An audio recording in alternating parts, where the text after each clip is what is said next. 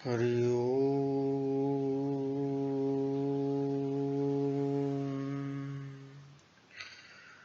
गुरु ब्रह्मा व कृष्ण गुरुदेव महेश्वर गुरु साक्षात् परब्रह्म तस्मै श्री गुरुवे नमः। ध्यान मूलो गुरुमूर्ति पूजा मूलम गुरुपदम मंत्र मूलम गुरु वाक्यम मोक्ष मूलम गुरु कृपा। गुरु कृपा ही केवलम, गुरु कृपा ही केवलम।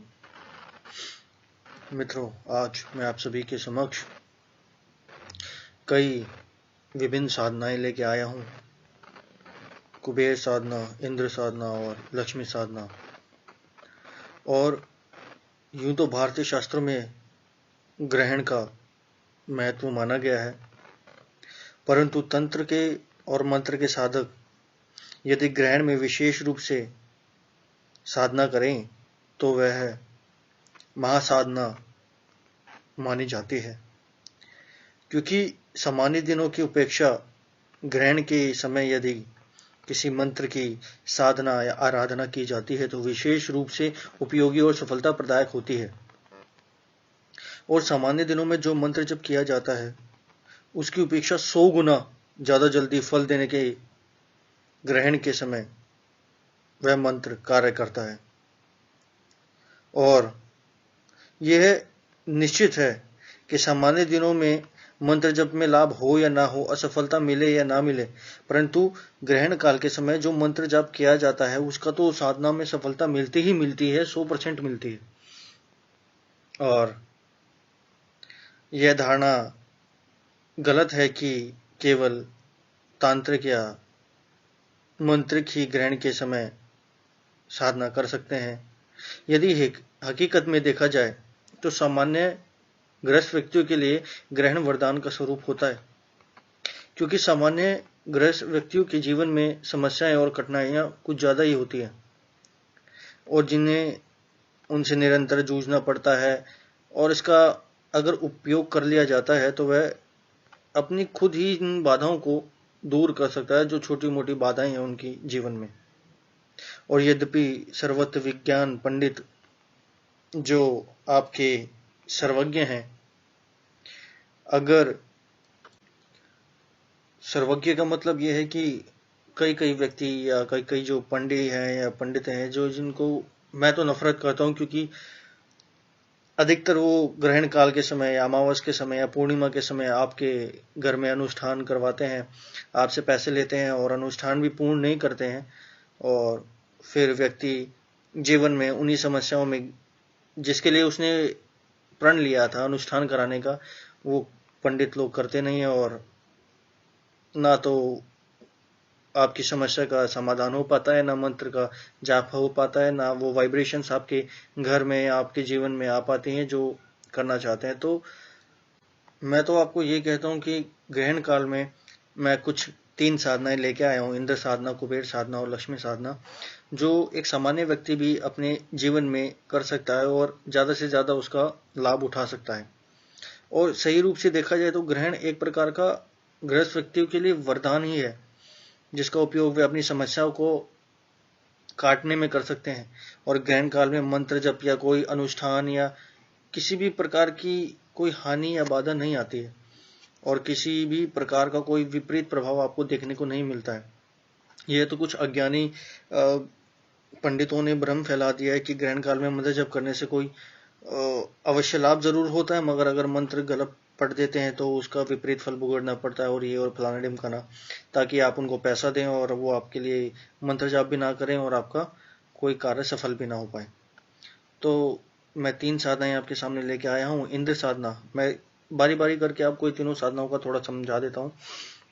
देखिए, इंद्र साधना जो है वह विजय के लिए, कोई भी कार्य आप विजय प्राप्त करना चाहते हैं, किसी भी कार्य में आप विजय प्राप्त करना चाहते हैं तो आप इंद्र साधना कर सकते हैं। विदेश गमन के लिए आप इंद्र साधना कर सकते हैं। विदेश स्थिति में कुछ संबंधी, जैसे आपके बाहर किसी विदेश में कोई सुरक्षा से संबंधित कोई परेशानी आ गई है तो उसके लिए आप भी इंद्र साधना कर सकते हैं। और कुबेर साधना, कर्जे से मुक्ति पाने के लिए, व्यापार सफलता प्राप्त करने के लिए, आर्थिक उन्नति प्राप्त करने के लिए, वैभव और विलास प्राप्त करने के लिए, मतलब जीवन में पूर्ण सफलता प्राप्त करने के लिए कुबेर साधना आप कर सकते हैं। वहीं पे ही लक्ष्मी साधना, आप अपने आर्थिक लाभ के लिए, आर्थिक संपत्ति के लिए, नौकरी लगने या प्रमोशन के लिए, या आपके पास कोई ऋण हो गया है तो ऋण मुक्ति के लिए, या व्यापार में निरंतर उन्नति के लिए, सभी सुख समृद्धि के लिए, उन्नति के लिए, गृहस्थ सुख के लिए, पुत्र सुख के लिए, शारीरिक सुख के लिए और सभी प्रकार के भोग या मोक्ष प्राप्ति के लिए आप लक्ष्मी साधना कर सकते हैं।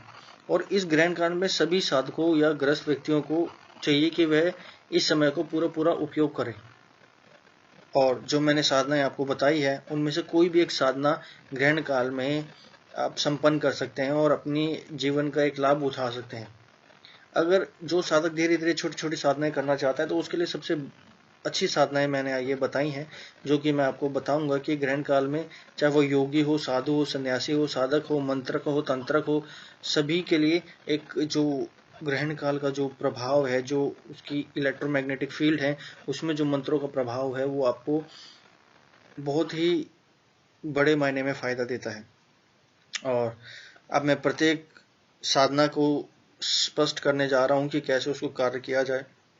तो सबसे पहले तो जब आप ग्रहण काल का जो दिन आने वाला है वो आप चुन लीजिए कि ग्रहण काल इस दिन है और इस दिन मैं अपनी साधनाएं करूंगा। तो सबसे पहले तो यह है कि ग्रहण काल में आप एक आसन बिछा ले, पूर्वी तरफ मुंह करके बैठ जाएं, ऊनी आसन होना चाहिए, ऊनी वस्त्र होने चाहिए, धूप दीप जला लें, गुरु पूजन कर लें और नहा धोकर बैठें, अच्छे कपड़े सेंट लगा के, थोड़ा सुगंधित हो, वातावरण शांत मन हो, आप गुरु पूजन कर लें। पर सबसे इम्पोर्टेंट चीज ये है कि साधना के समय, जैसे कि अभी थोड़ा परेशानी हुई, कोई आ गया, किसी ने खटखटा दिया या कोई भी आपको देखता है, ऐसा नहीं होना चाहिए। जब आप साधना कर रहे हैं तो निश्चित ही आपका मन पूर्ण रूप से साधना में लगा रहे, तो आप एक एकांत कोना देख लीजिए जहाँ पे आपको कोई देख ना पाए। कम से कम उस साधना के लिए तो आप कर लीजिए, उस दिन के लिए तो आप कर लीजिए कि आप उस दिन आपको कोई देख ना पाए। क्योंकि कहीं ना कहीं अगर आपके आगे पीछे कोई घूमता रहता है या कोई कार्य होता रहता है या आवाज होती है तो कहीं ना कहीं वो विघ्न जरूर ही पड़ता है साधना में। आपकी जो तरंगे जो आप मंत्र से बना रहे हैं वो तरंगे कहीं और बिखर जाती हैं। तो एक लय में जो तरंगे आप बनाना चाहते हैं वो नहीं बन पाती है, वो कहीं और बिखर जाती है। मान लीजिए कोई आ गया, कोई इधर देख रहा है, कोई उधर देख रहा है, तो आपकी जो विचारधारा है, जो आपकी तरंग बन रही है, इलेक्ट्रोमैग्नेटिक वेव्स बन रही हैं, आपकी अल्फा वेव्स जो बन रही हैं, वो कहीं और बिखर जाती हैं। और साधना काल के लिए तीनों के लिए ही अलग अलग माला उपयोगी है, इंद्र माला, कुबेर माला और लक्ष्मी माला। जो भी आप करना चाहते हैं, आप सामग्री लेना चाहते हैं तो आप ले सकते हैं। और ग्रहण काल में सबसे महत्वपूर्ण चीज ये है कि जब आप साधना में बैठेंगे तो पूर्ण साधना करके ही उठेंगे। और सबसे पहले मैंने बताया कि इंद्र साधना, इसके लिए कम से कम आपको 51 माला फेरनी है और 108 दाने होते हैं। माला लगभग, वैसे तो मैं कहूँगा कि इंद्र माला एक अलग से माला आती है जो थोड़ी इंद्र माला होती है, उससे आप मंत्र जप कर कीजिए। और मंत्र मैं आपको बता रहा हूँ, ध्यान से सुनेंगे।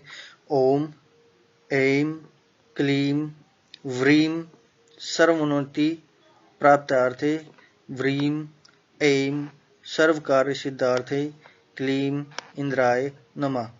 ओम ऐं क्लीं व्रीं सर्वोन्नति प्राप्तार्थे, व्रीं ऐं सर्वकार्य सिद्धार्थे, क्लीं इंद्राय नमः। और सिर्फ इस मंत्र जाप के माध्यम से ही आपको साधना में सफलता मिल जाएगी। और वहीं पे ही मैं आपको जो कुबेर साधना है उसके लिए आपको कम से कम 51 माला जाप करनी है। और मंत्र जप है ओम ह्रीं यक्ष धीराज कुबेराय वैश्वनाय अष्ट प्रकारेण उन्नति प्राप्तार्थे सर्वोन्नति साध्य साध्य ह्रीं ओम नमः।